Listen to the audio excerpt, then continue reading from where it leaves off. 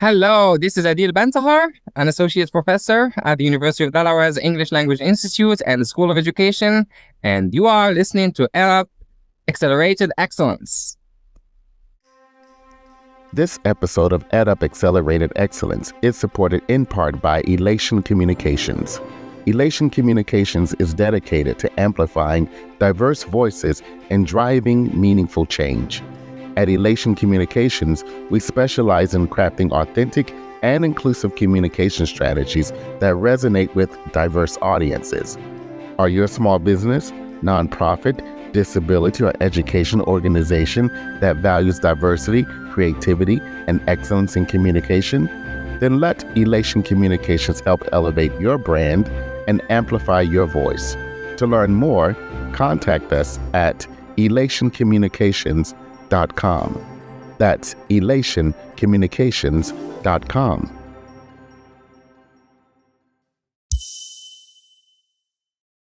Welcome to EdUp Accelerated Excellence, a podcast dedicated to the advancement of educational excellence and equity across both traditional and non-traditional learning spaces and experiences. And speaking of experiences, we're going through a bit of a rebrand. While we used to focus on educational effectiveness and equity, we're now changing our attention to educational excellence and equity. And that will become clearer as we develop the narrative around educational excellence across the next few episodes. So for now, stay tuned and let's check in with our next guest.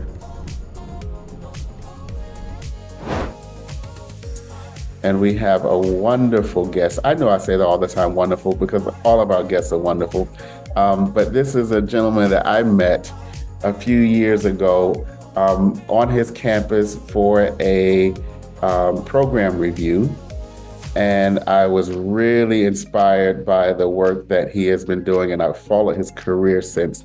So with us today is Dr. Fred Bonner II.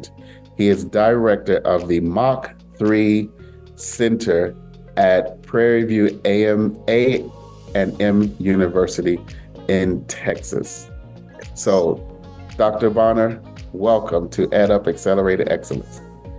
Well, I appreciate this great invitation. So when you shot me that email, I said, absolutely, I have to be there because you're doing such great work. You've always done great work. So I really, really appreciate this opportunity to talk about the Mach 3 Center, to talk about Prairie View, and all of the stuff that we're doing on campus. So since I first met you, we've been quite busy.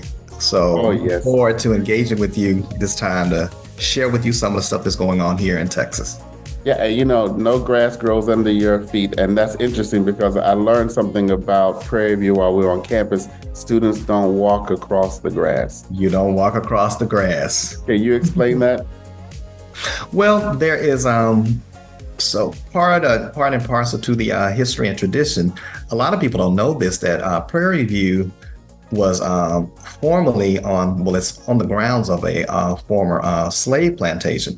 So there is a narrative that, you don't know where our hallowed ancestors, where they could have been buried, where they could have been. So it's a transgression to walk on the grass because you don't know if you're stepping on souls of our ancestors, souls from the past. And I know that's a tradition that you hear that at other HBCUs as well, and not just at HBCUs. Now, for a different reason, that very same narrative plays out at our system school, Texas A&M University, College Station.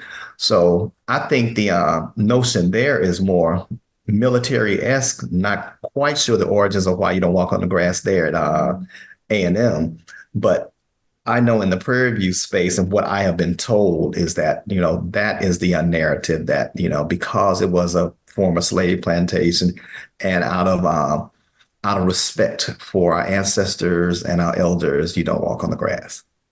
That is true. I think a student apprised us of that when we were there for our review. And while you respect it, Prairie View is pretty large and the buildings are spread out and it's hot. Very hot, very, very hot. And we're doing this podcast right now here at the end of June. So it's been some pretty hot days. Hence why I told you right before we started this podcast, give me just 1 second, brother. I'm podcasting from my breakfast nook table. So I'm here in my kitchen. I went to the refrigerator to get some bottled water. Oh no, listen, we need you to be as comfortable as possible. So we're going to get right into it. So can you tell us the story of becoming the director for the Mach 3 Center? So you are the founding director, as I understand it. So what was the context and what was your inspiration at that time? Certainly. The context is quite what I think is an interesting story. So I prior to coming to Prairie View, I was the Samuel DeWitt Proctor Endowed Chair at Rutgers University. And prior to my time at Rutgers University, I was a full professor at Texas A&M University College Station. So there at Texas A&M, full professor, moved to the rank of full professor, and became the associate dean of faculty. So I pretty quickly after attaining the rank of full professor, got this administrative position that took me from just kind of being concerned about my own research, my own agenda, what tenure and promotion meant in my narrow little world of education and higher ed administration. Mm-hmm. So now all of a sudden I was tasked with understanding tenure, promotion, what it meant to do excellent things in teaching, research, and service across the educational diaspora, for lack of a better word. So I had to understand tenure and promotion, research agendas, excellence from anthropology, aerospace engineering, all the way to zoology and vet med. Right. So A&M, full professor, associate dean of faculties, was enjoying life. And I got this, ran across the position of endowed chair, the Proctor Endowed Chair, and I was very, very intrigued by Dr. Samuel DeWitt Proctor, his legacy, what he did for African Americans, for Black students, the PhD, encouraging legions of Black students to pursue the PhD, what he had done by way of the Peace Corps, Abyssinian Baptist Church. I mean, just a legend. So it was intriguing that this endowed chair opened. So I said, So I applied for it, got it, and that took me away to Rutgers University. And when I got there, I was following a legend in the field. So I'm higher ed, but the legend I was following was very, very enmeshed in K-12 education, Dr. Dorothy Strickland. So okay. Yes. Yes. So in reading education, so she had been the Proctor chair actually for like 2 terms. So she was chair, and then after, I want to say it was maybe 7 year term, whatever the term was, they re-upped her for a 2nd term. Of course they did, because she was the queen. Right. And so she re-upped for a 2nd term. So when she ended her 2nd term, they advertised the position, and I applied for it and got it. So I was there at Rutgers, happy camper, being there, being close to your native land, being close to New York. So it was nice being able to, being a country boy coming from Texas, and I always enjoyed going to the city. But being there in Jersey, close access to the city, as fate would have it, one of my colleagues there in my department, I was actually in the educational psychology department. Mm-hmm. So folks were like, how are you a higher ed person, higher ed administration in educational psychology? And I always share with folks, well, yes, my doctorate is in higher ed administration, but my master's degree training is in curriculum and instruction, K-12. Right. And so although my terminal degree is in higher ed administration, my master's degree, but beyond my master's degree, my research and even my research for my doctorate, my dissertation, is also very ed psych, because I have always focused on academically gifted African-American males, which is very much ensconced within the world of educational psychology. So I've always kind of played nice in a sandbox with the folks from ed psych. So the beauty was when I got to Rutgers, they kind of had this kind of a bidding match, like some Ed administration wanted me, and educational psychology wanted me. So it was great to be wanted by two different departments. Good to be So wanted. we know in higher education that does not always happen. Right. So, and both great departments. I mean, I had some very, very strong colleagues and people who I just admired and good colleagues in administration. I mean, I just had to make, had to make a decision. And then I just decided, well, since I really want to go deeper, I want this endowed chair to be about minority education in general, diversity, equity, inclusion in general. But in particular, I wanted to double down on what I was doing on Black males, on academically gifted Black males.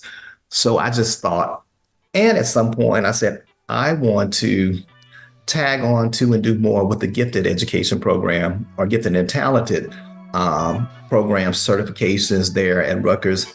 And I know that the work that I'm doing for Black gifted males, Ed Psych is like the home for that. So let me just plant my feet there with Ed Psych, and that's what I did. But then, as fate would have it, I got a call from one of my colleagues from Prairie View A&M University, actually a colleague and a friend. So when I was there at Texas A&M, the largest grant that I ever gotten in my career, and actually I always say that's the grant that helped me get full professor. So I got a $1.5 million grant from the National Science Foundation. It was based on my research looking at academically gifted African-American students, not just males and females, in engineering programs, in looking at HBCUs, not even versus PWIs. We were mainly looking at what it meant to be academically gifted in HBCU engineering programs across the country. So that grant, we actually went to all, at that time, 15 ABET accredited engineering programs, and we interviewed students, males and females. And these were all students who had 3.0 GPAs, 3.25 GPAs and above. Right. And so that colleague, my dear friend, who later became the provost at Prairie View, who later became the president at Alcorn, who is now an officer at NSF. So she called me. She's like, well, Bonner, she said, you've always said that you wanted to come to an HBCU. So would you consider coming to Prairie View? I was like, well, yeah, I would consider it because it's back in Texas, it's my native land. Although Jersey and New York is wonderful, but nothing beats being close to home and being back in Texas. So sure, I would consider it. But I was like, what am I considering? What's the offer? So she said, well, we'll offer you an endowed chair. And I was like, deal or no deal? No deal. She was like, well, why? I was like, why? Because I have an endowed chair. Actually, what many consider to be the best endowed chair for African Americans in the country. So why would I leave Rutgers to come back to Texas just for an endowed chair? So she said, well, wait, let me go and talk to the powers that be, because I think they might want to sweeten the pot with some other opportunities. So just give me a moment. I'll get back to you. Sure enough. I like how this is developing. Yeah. So, and it was one of those things where I wasn't trying to play hardball. It was just like, well, I'm going to move and I'm going to leave Rutgers and an endowed chair there to come back. So I at least want it to be something that's parallel. So it's got to be more than just that. So, and I'm in a named endowed chair, so I'm just coming back for an endowed chair in education. So I just feel like I would be mortgaging too much just to do that. So she said, no, hold on, let me go and find out. And sure enough, she did. She came back a week later and she said, well, not only will they be willing to offer you an endowed chair, the chancellor has this competitive process right now, this initiative called the CRI, the Chancellor's Research Initiative. And what the CRI would do, she said it would give you would actually write for it. She said this would require you to actually write up a proposal. It's a competitive thing. But if you got a CRI, it would give you $5 million to start a center, because a chancellor is looking to start centers across the A&M system. So this is the A&M system chancellor. So she said, why don't we do this? Why don't I set up something to hire you to work this summer? You can work remotely. You don't have to come here. You can work there at Rutgers, but I'm going to need to buy out some of your time to work on this proposal, because we can submit the proposal and competitive process if you get it. then that would be $5 million for you to develop a center. And with the center, you can make it whatever you want to make it. Sure enough, I did that, wrote the proposal, got the CRI. So the $5 million to come to Prairie View to start a center to do whatever I wanted to do and an endowed chair. Yeah, that was something that I had to start to consider. So this sounds like a leap of faith. So I have, to me, it's like kind of one of the best jobs in the world. Prairie View has really given me the opportunity to come and do me, and even my teaching, the service that I do, I am able to pull everything into the Mach 3 Center, and Mach 3 represents all that I am. So, and it's almost like I've been blessed to have some good people, and I have a great team that works with me, but I'm always very, very conscious that I will work sun up to sundown because basically, and this is how I rationalize it with myself. This is my passion. right. For a lot of people, and I'm not saying this to be a bad thing because we all have jobs. We're working, this is a job, this is what I'm doing, this is how I make my income and all that. That's what we do. But I have to be very, very conscious that, you're working sun up to sundown because this is your passion. So it's not even like work for you.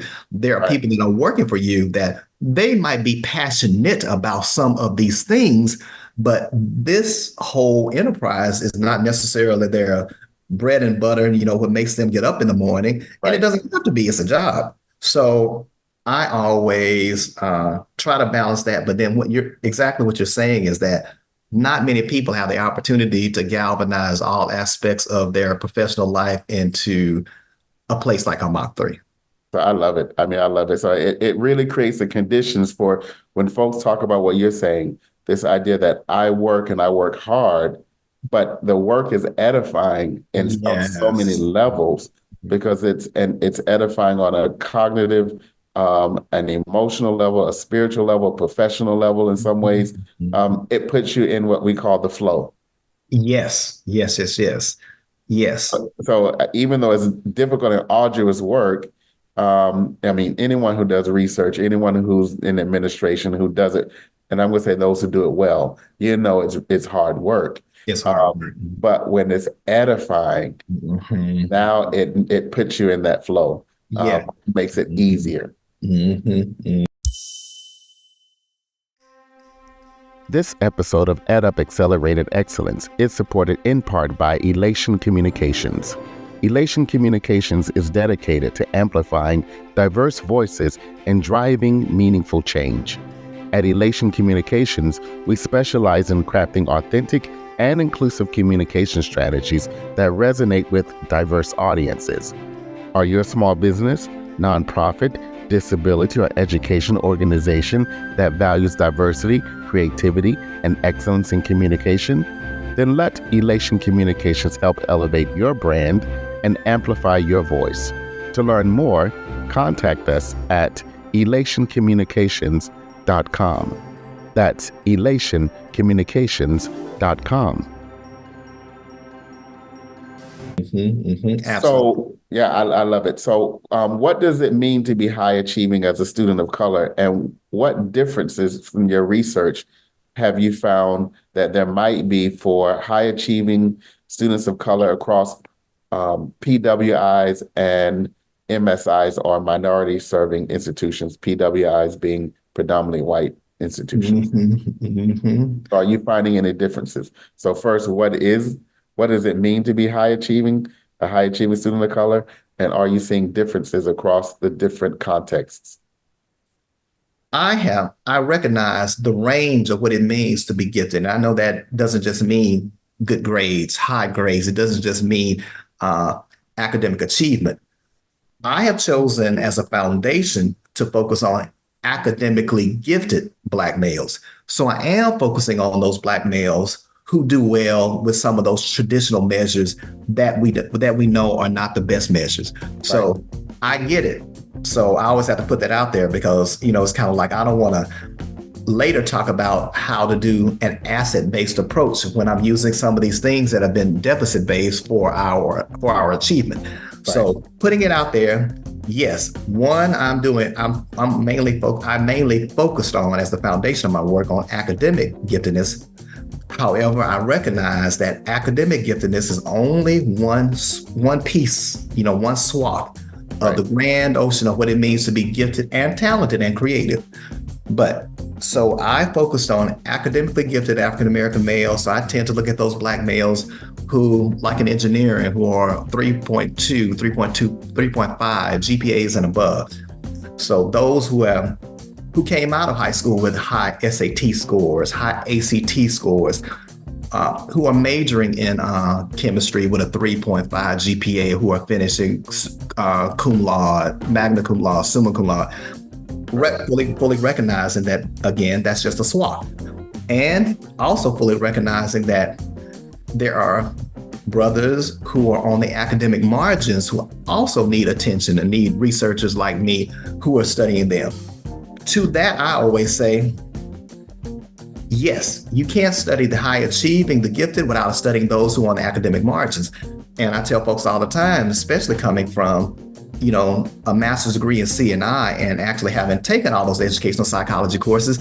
So the course where I actually developed my research agenda on gifted and talented Black males, it actually started when I was a master's student. I completed this crude little master's paper in my one of my professor's class. She's actually just retired from Baylor University, Susan Johnson.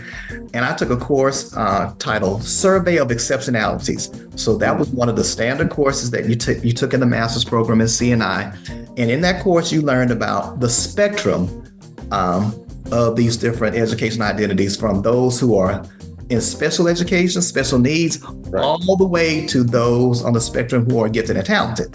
So I always say that you can't focus on that side without looking at where the other end of the continuum. So looking at those aspects. So I say to folks, I have studied those Black males, and some of my writing and some of my research is focused on Black males who are in these schools who are struggling, and teachers who are not, culturally specific pedagogues, and what it means to understand learning, growth, and development, and understanding that you have a mismatch in your expectations of these Black males. So I have studied that. And the issue was, and still is, the majority of research that was out there, particularly when I was coming out in 1997, the majority of research out there focused on Black males, Black people from a deficit perspective. Yes. So that's all it focused on, was those who were special needs or those who were in academic peril. I chose to do just the opposite. I wanted to, even way back then, even before I really had a solid understanding of the language, being a little neophyte master's student, I didn't have a language for it, but I later found out, I'm telling a counter narrative. So the narrative out there is always this deficit-based stuff. And I mainly wanted to tell a different narrative because that was not my experience. Right. I graduated from a public high school in Texas. My father was my assistant principal there in my high school. My mother was a teacher there. I graduated small high school, Jefferson, Texas. At that time, it was one of the largest classes back in 1987 when I graduated high school. There was 100 of us, and I was number 5 in my class. So in the top 5% of my class, went on to undergrad, University of North Texas, majored in chemistry, graduated chemistry, cum laude. My freshman and sophomore year, I got this award called the Intercultural Services Award. And it was an award that came out of student affairs, I think out of the Dean of Students office. But anyway, it recognized the student on the University of North Texas campus, the African-American student, who had the highest GPA. So my freshman and sophomore years, I had the highest GPA of any African-American student on campus, and I was majoring in chemistry. So I wasn't a dim bulb in the box. And I just didn't understand, why is it that all that we focus on are these brothers, these Black males who are in academic peril? Because that ain't the story of all of us. So some of us do come from two-parent homes. Some of us do come from places and spaces where we have, I'm third generation. My great-grandmother had some college experience. She didn't get her degree, but my grandmother had like 3, 4, 5 degrees. Oh, wow. And then my mom had a degree, had a master's degree. My dad had a degree, had a master's degree. You know, I have a cousin. She is, I always tell the story about it because I'm so proud of her. She retired several years ago, but she is the only Black woman that I know. I think she's the only Black woman in the United States who's actually founded 2 colleges of pharmacy. One was the College of Pharmacy at the University of the Incarnate Word in San Antonio, and the other Hampton University College of Pharmacy. So I had this history and tradition of all these educated people, these Black folks who were doing great things, males and females. So I was like, that is who I want to study. So your personal story was a counter narrative, and as you were talking, not having the language or the vocabulary at that time, but as you were talking about what you were seeing in the literature, a deficit approach and focusing on, and I'm going to use Black males as sort of the focus, Black males who were underachieving. It reminded me of some of the work of Carter G. Woodson. Yes. And this whole notion of the Negro problem. Mm-hmm. So a lot of the research was, I think, rightfully so, not rightfully justifying it, but how it was situated was, how do we figure out the Negro problem? Mm-hmm. So we're looking at those who are on the margins, those who aren't meeting whatever the societal standard is, and applying a deficit approach at the same time. Mm-hmm. So what are you learning about the differences in high achieving students of color across PWIs and MSIs? Yes, and I'm learning a lot of it, again, going back to context. A lot has to do with context, and a lot has to do with it's context, and it's the 2 C's. It's context and it's culture. A Black male who is high achieving, who is gifted, who is talented at Prairie View, he's no less talented or gifted at Texas A&M College Station, but how we receive that giftedness and how it is supported, how it is facilitated in those respective places, that is what giftedness, either it thrives and is recognized, or even, either it falls to the ground, is not recognized in these contexts. And again, I think a lot of it has to do with the individuals in those places and spaces who make a difference. I define context as 3 different things. This goes all the way back to my dearly departed dissertation chair. Learned so much from him.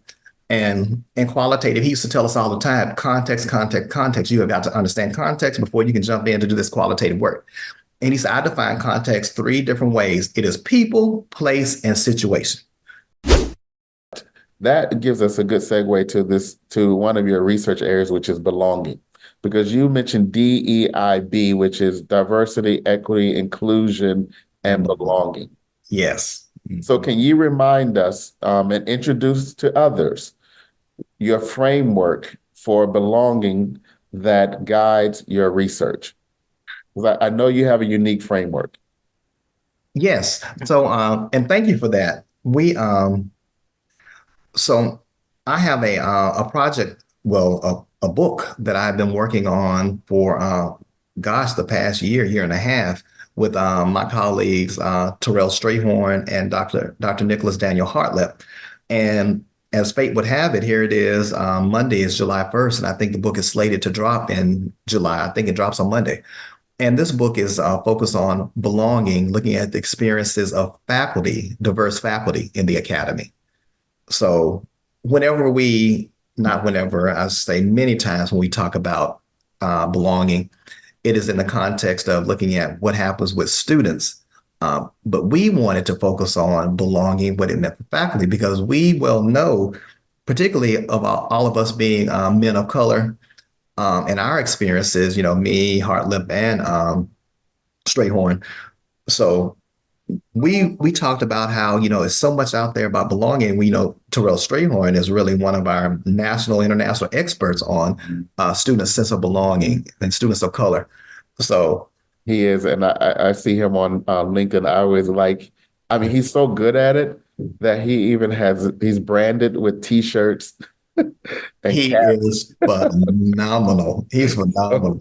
So I love his belonging swag. Uh, phenomenal. And just being able to work with him and Hartlip, just the dialogue that we had about it. And before we even got into looking at the research and looking at what other folks were saying, we started with our own emic experiences. So what were we experiencing with belonging? So, and how does it feel to be a Black man, to be an Asian American man, an African American man? How does it feel for us to sit there knee to knee with our students and try to, put salve on their wounds because they've been damaged and battered in these places, particularly around feeling like they don't belong because there's such an attack on their diversity, their equity opportunities, their inclusive opportunities. So how have we been able to navigate? Because being in these spaces and places, particularly being, men of color in these predominantly white institutional spaces, we struggle too. Right. So we first started with our own emic experiences, looking at, how do we feel about this? So that is going to serve as good scaffolding and good foundation for whatever questions we ask, how we approach this book, what we think are going to be important chapters to include, how we slice and dice the populations, how we slice and dice the topics related to each one of the populations.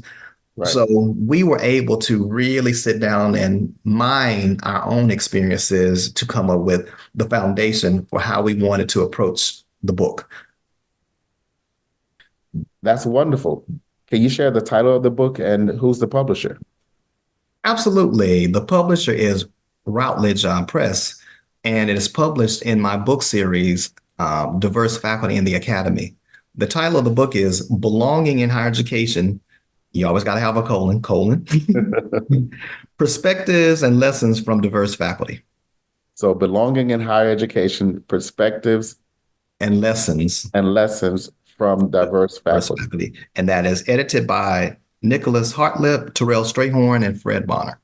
So we're going to definitely add that to, I'm adding it to my reading list. I have several of your books already. So that's going to be added to my list. And we're going to add it to our show notes as well. Oh, so, excellent. Just briefly, can you just give us a cap? I know you have this really unique framework for belonging, and it's centered or anchored by DEI, diversity, equity, and inclusion. So yes, paint a picture of that framework for those who are listening to the podcast. Sure. So for those who are listening, I want you to picture a Venn diagram with these three interlocking ovals. So one of the ovals is diversity, and it's connected to the next oval, equity, which is connected to the next oval, inclusion. So you got these three different ovals, and in the center of these interlocking circles, there is open space, and in the center is belonging. And the narrative behind that is, if you have diversity, equity, and inclusion, if you're doing it the right way, then the anchor of all of those things and the outcome of all of those things should be a sense of belonging. So we know that diversity is that, you have the range of individuals represented, whether it's, in and around ethnicity, whether it's in and around race, gender, age, whatever. So there's a representation of different groups and subgroups. We know equity is the distribution and redistribution of power. And we know inclusion, that, all voices are not only heard, but there is action and agency related to who they are, what they do, and what they bring to the table. So the narrative says that if you're doing each one of those things the right way, at the center, it should be a sense of belonging that is developed from that. And if you're doing it the wrong way, you miss out on that sense of belonging. I say all the time that when people explain DEI, they typically use a party as a metaphor, which I really, really don't like. So that's why I'm going to use the party when I share this with you. So, but for a lack of a better way to explain it, but it works. So diversity, you're planning the party and everyone is there: African American, Asian American, LGBTQ, so Latinx, biracial, multiracial. So you got all the usual suspects, and then equity in planning the party. Each person had some gravitas. They had some power. They had a say about the music, the food, the theme, the colors, the da da da da da da da. And I have power to come to the table and say this is what I think. And inclusion. Whenever I said I think we should have a New Orleans theme, and I think we should have red beans and rice. I think we should have so my ideas were not just you just didn't just hear them, but when everything came out in the end, so I saw those things reflected. So I was very, very much included. However, diversity, check. Equity, check. Inclusion, check. But at the end of all of those decisions being made, someone made an executive decision to have the party at the white country club on that side of town where Black, brown, LGBTQ people never go. So just because you had diversity, equity, and inclusion, but you didn't create this sense of belonging in the venue that you chose, it doesn't all hang together. Right. So that makes sense. That's a good, I'm going to say visual graphic for a non-visual medium, which is this podcast. So Yes. that's great. So what I'm hearing then is you keep using the C words: culture, Yes. context, a lot. And I'm hearing that in that diagram. I can see that in this diagram. So because belonging is informed by institutional culture, what are you finding from your research, since we're talking about belonging? And we know that belonging is informed by institutional culture. What are the greatest challenges that institutions are facing regarding creating a positive sense of belonging for historically underrepresented students on their campuses? Sure. Great question. So I would say one of the areas of concern and one of the challenges, I guess I should say, speaking to your question, is that there is many times a lack of congruence and a lack of alignment between who the students are, what they bring to the context, and who they are where they were and who they have to become where they are now. So it is a student of color coming from a community where people look like them, same experiences, who nurtured them because they had this sense of understanding of who they are. So, and then you leave the safety and the confines of an environment where you're surrounded by people who get it, who get you and get who you are and what you bring. Then you go into another environment where you're alien, where everything that you do is considered to be foreign, where you feel like you don't fit, and people let you know that you don't fit. And that's not just about race. Many times, I would say a lot of times, and that's not to minimize the issues that we deal with race and ethnicity, which are very, very graphic and very, very problematic. But just focusing on race and ethnicity as marginalization and barriers, I think, is a very, very, very huge shortcoming in the way we see things. I think many times socioeconomic status trumps a lot of what we see by way of trying to come up with like ways to ameliorate issues related to marginalization, oppression, where people feel like they don't fit and they don't belong. So going back to your question, I think that a major problem is this sense of feeling that I am not aligned with the environment.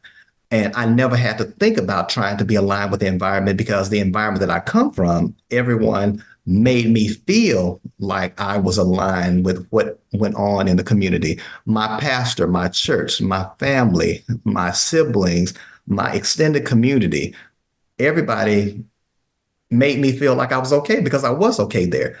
But to pick myself up and move to another environment where who I am and what I do is so antithetical to that environment, that creates a very, very interesting melange of trying to feel like you belong in a place.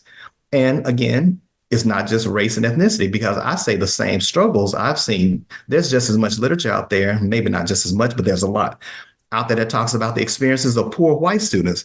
So what it means for you to be, and especially me being here in Texas, I can tell you one of the major issues of I'm from I'm here at Prairie View now, and I live very close to Houston, which is the big city, but that is not where I come from. I come from the sticks. I'm from the country. So I'm from rural East Texas. So I can tell you that the struggles with race, but I also saw some of my white brothers and sisters from these rural backgrounds and rural experiences when they would go off to Texas A&M, to UT, to Rutgers, to Rice University, coming from some of these small rural cities, they were like fish out of water as well, because they didn't align, their experiences didn't align with these students, their peers, white students who were coming from Plano East High School, who were coming from, North Richland Hills, coming from these very well-heeled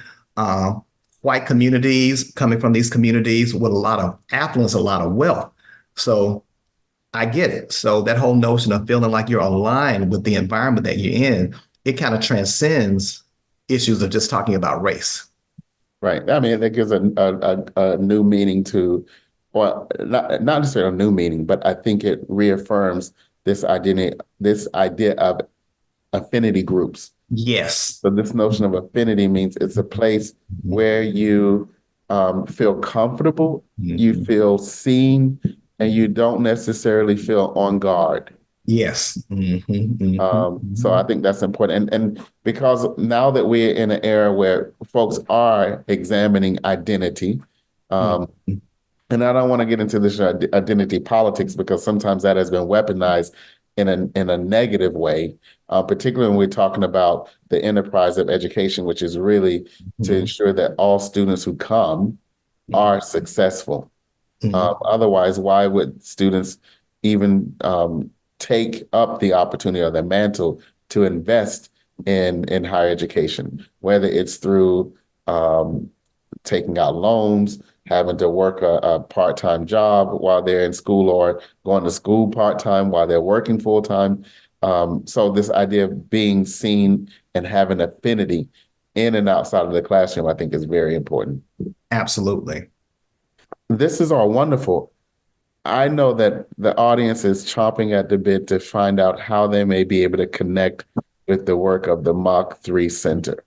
So can you tell us what's on the horizon for the center? How can those who are interested in either research or practice avail themselves of your resources and or support the work of the center? Yes, sir. And we welcome any and all inquiries, folks who want to work with us. And I can share there are so many exciting things on the horizon. There are several scholars across the country that have been so inspired and so interested in the work, which is great for us because we're inspired by their inspiration. So I actually will have a colleague, Dr. Hodgkins. He will be spending his sabbatical semester in the Mach 3 Center. He's a professor right now at Texas Tech University. And he reached out to me and said, hey, Doc, I really like the stuff that's going on with Mach 3, especially the work that you're doing on Black males. A lot of my research focuses on Black males. So it would be nice to spend my sabbatical semester at Prairie View. So could I do that? I said, absolutely. Let me get to moving with the powers that be. We got all of his paperwork processed there at Texas Tech and processed the paperwork at Prairie View. So not only is he coming, he already has an office, has a phone, computer. So that makes you official. So he's coming, but not only Dr. Hodgkins, Dr. Tasia Yamin, he is actually one of my colleagues. He's a professor of physics in Germany. He's his PhD, his focus is in gifted and talented. He got his PhD from the University of Connecticut, which is one of our gifted and talented meccas. So he has been a friend, a mentor, and he is very interested in the work that we're doing. I've gone to a lot of international conferences that he's hosted. So over the years, he's just had this affinity with the work that we're doing. And so he too went to his university there in Germany, He's from Ulm, Germany, but he's going to spend his sabbatical year at the Mach 3. And his goal is to help me not only increase the global outreach because he's connected across the world. So a component of the Mach 3 Center that we have not really capitalized on as much as we wanted to is globalization. So we're getting ready to fast track the globalization focus of the center. Dr. Yaman will be starting in September, October. He'll actually travel from Germany. He's actually going to get with help. We're going to help him with housing, but he already has office space. So he'll be there for a year, helping me with globalization and helping me with the gifted and talented focus that I want the center to, one of the foci I want us to foreground. So a lot of exciting things going on with that. I'm actually in conversation right now with the Thurgood Marshall College Fund. And what I am wanting to do with them, they actually had me to come up. And I had a session for them on framing and maintaining a research agenda.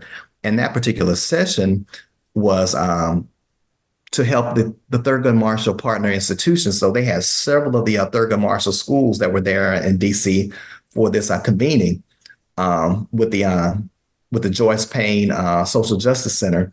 And Joyce Payne, Dr. M. Christopher Brown, and of course, Dr. Harry Williams. So I was up there to basically share the framing and maintaining a research agenda. And again, it goes back to your question about faculty development, to expose the partner institutions.